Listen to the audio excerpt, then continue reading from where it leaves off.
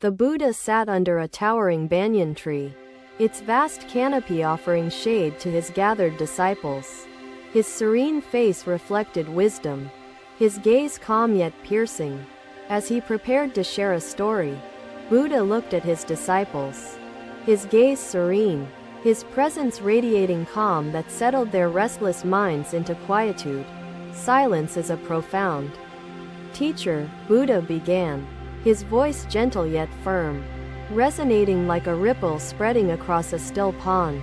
Once, there was a young farmer named Sutta who resided in a humble village, he began, his tone calm. Sutta was a man of good intentions, brimming with dreams and aspirations for a prosperous future, he continued. Despite his ambitions, Sutta often found himself consumed by lethargy and distraction, unable to fulfill his daily tasks. Each night, Sutta promised himself to rise early and work diligently in his fields, the Buddha explained with precision.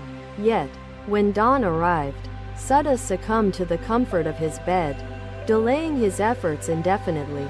The Buddha paused for a moment, letting the words settle among his attentive disciples. Sutta's field lay barren, the once fertile soil now hardened with neglect, the Buddha stated. His disciples nodded solemnly, some recognizing themselves in the tale of the young farmer. As they reflected, Buddha continued. Their disputes softened, replaced by understanding, empathy, and the willingness to listen without judgment. Words often veil the truth, Buddha said. But silence reveals it, offering clarity that emerges from the depth of stillness. Sutta narrated his struggles, his words tinged with frustration and self-reproach.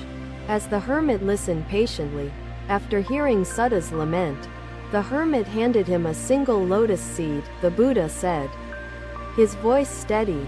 Master, Sudatta asked, when distractions arise, how should one confront them without becoming entangled in their web of illusions?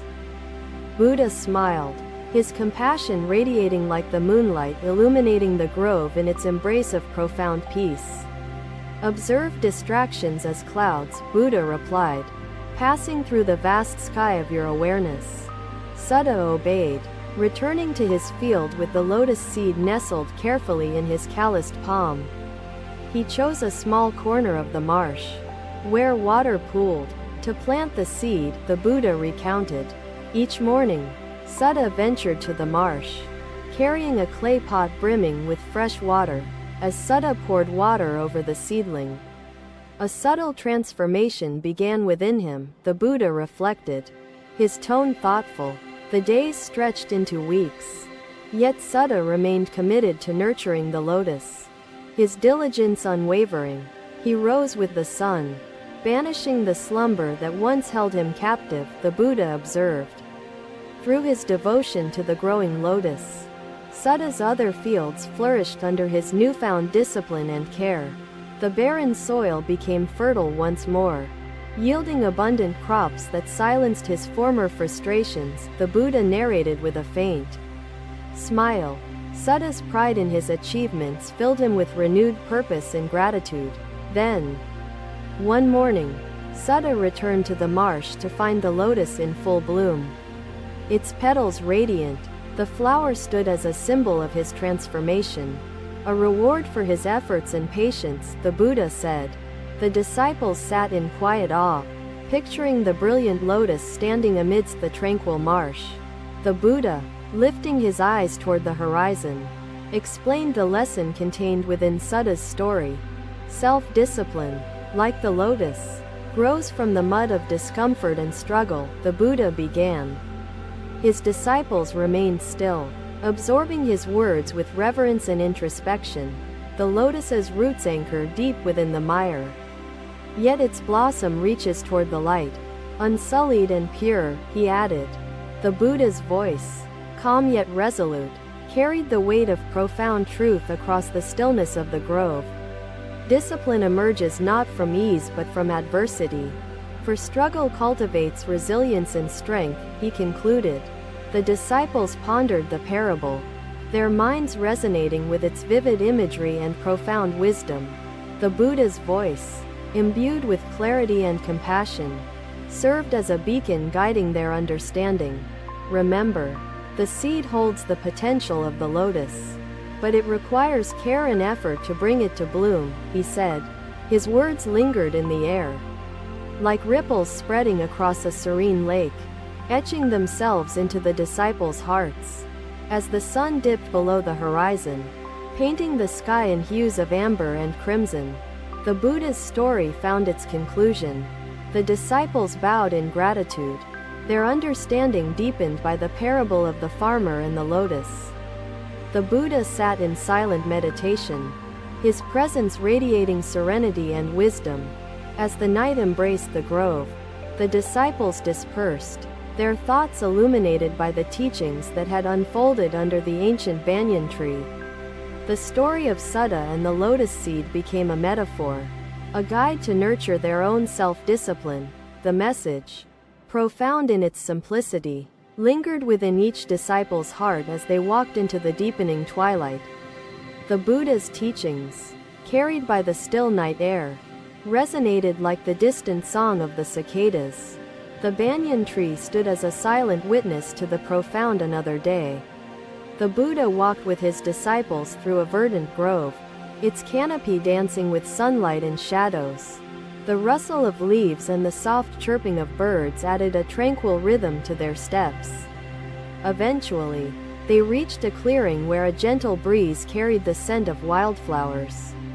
Seated beneath a spreading mango tree, the disciples formed a quiet semicircle around their revered teacher. The Buddha began to speak, his voice steady and calm, drawing their focus like the river to its source. There was once a traveling merchant named Banu, renowned for his wisdom yet burdened by frequent hardships, he began. Banu often journeyed with a caravan, his path winding through lush forests and desolate terrains, toward distant markets. One such journey brought him to a village nestled deep within a dense forest known for its mischievous monkeys. Buddha continued. These monkeys, though small in size, were notorious for their cunning nature and propensity to create disorder. The mud represents the struggles of life, Buddha said, and silence is the strength that helps us rise above them. Anand reflected on his own struggles, wondering how he could transform them into something beautiful through silence and mindfulness. Buddha gestured toward a lotus, its petals glistening with dewdrops, refracting the sunlight into a spectrum of vibrant colors. Notice how the lotus remains still, Buddha said, even as the water ripples around it, anchored by silent resilience. Like the archer adjusts his stance. Adjust your awareness toward a virtuous object that inspires focus and calm. Do not cling to the distractions that arise, nor resist them. Despite their struggle, the monkeys refuse to release the rice, their greed blinding them to their predicament. One by one, the monkeys were captured, not by force but by their attachment to what they could not keep, Buddha narrated. His words ignited a sense of gratitude within Anand, who began to view challenges as necessary for growth and self-discovery. By embracing silence, Buddha said, you learn to accept the imperfections of life and uncover the purity within yourself. We, too, are often ensnared by the tight grip of our attachments, unwilling to release them even to be free, he said. The disciples listened intently, their thoughts shifting inward, reflecting on the nature of their own struggles and desires. Attachment, the Buddha explained, is not always to material possessions but often to comfort, fear, pride, or fleeting pleasures. He paused, his eyes sweeping over the faces of his disciples, ensuring his words were received with clarity and depth. Discipline falters when we cling tightly to these illusions, preventing our progress and weighing us down. A gentle wind rustled the leaves above, as if the grove itself were resonating with the Buddha's teachings. True freedom, he continued, requires the courage to open our fists another day. The Buddha sat by the edge of a tranquil lake, its surface mirroring the azure sky above. His disciples gathered around him, their robes blending with the hues of the earth. As they waited in attentive silence, the gentle sound of rippling water filled the air, creating a serene ambiance for the teachings to unfold. The Buddha began speaking, his voice calm yet resonant, carrying the weight of wisdom tempered by compassion.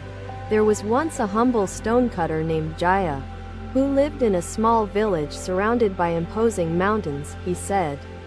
Jaya spent his days shaping stones with meticulous care, his hands worn and calloused from years of labor.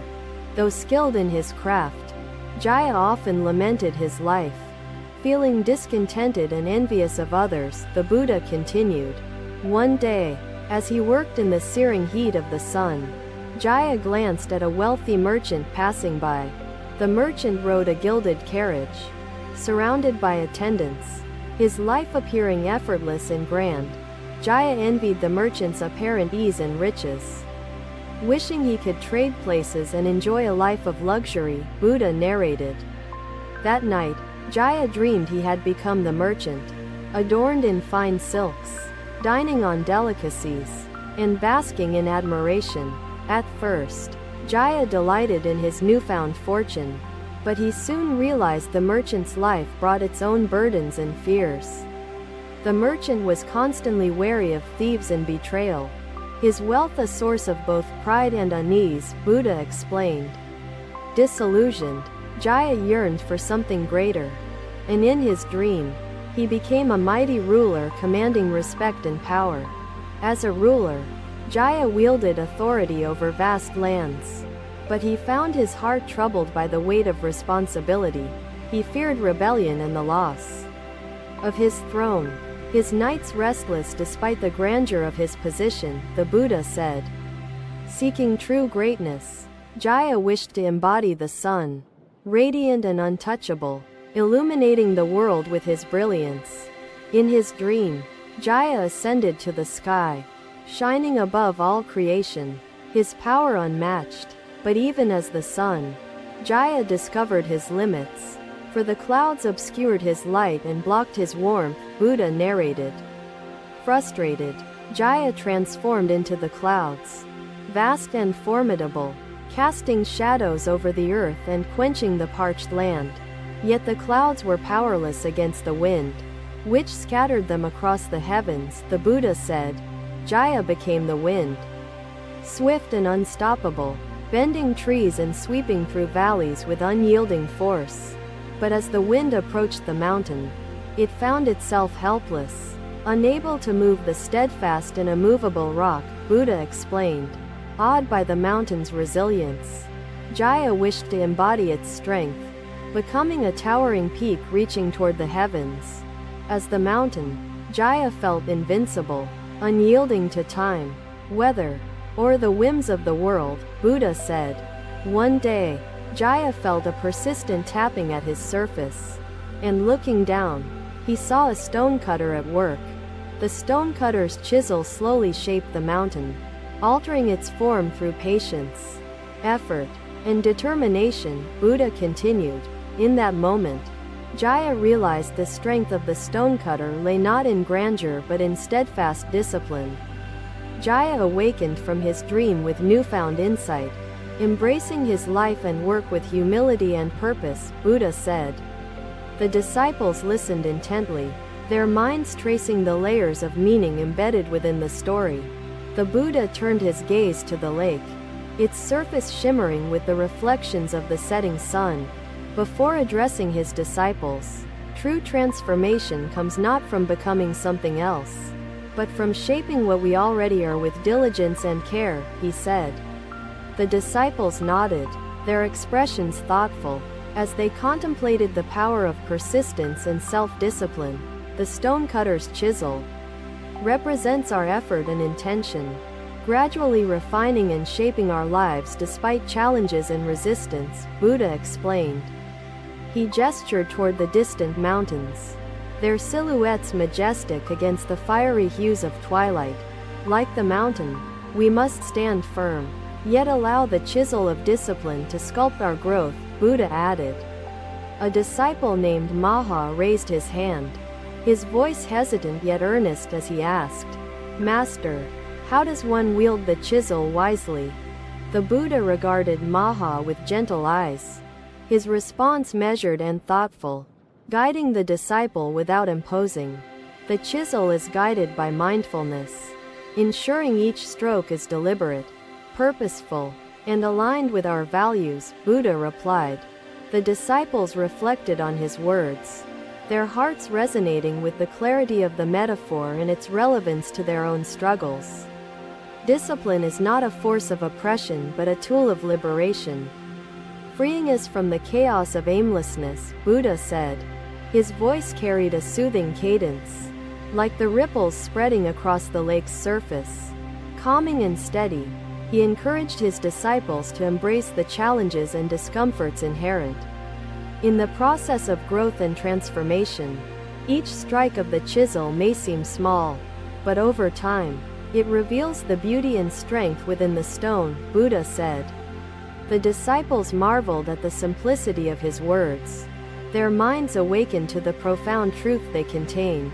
The Buddha's presence, serene and unwavering, inspired a sense of reverence and commitment within his disciples. To struggle is not to fail, but to strive toward the lotus that blooms from the mud of our efforts, Buddha said.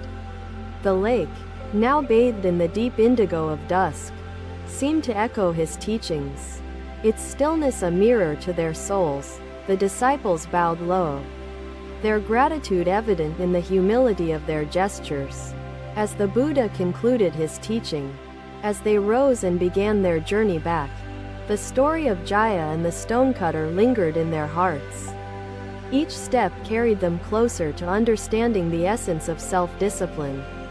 Shaped by the wisdom of the Buddha's words, the night embraced the land, stars emerging like scattered jewels, their light faint yet unwavering, a reminder of persistence. The Buddha walked among his disciples, his silence resonating with the depth of his teachings, a presence both guiding and comforting.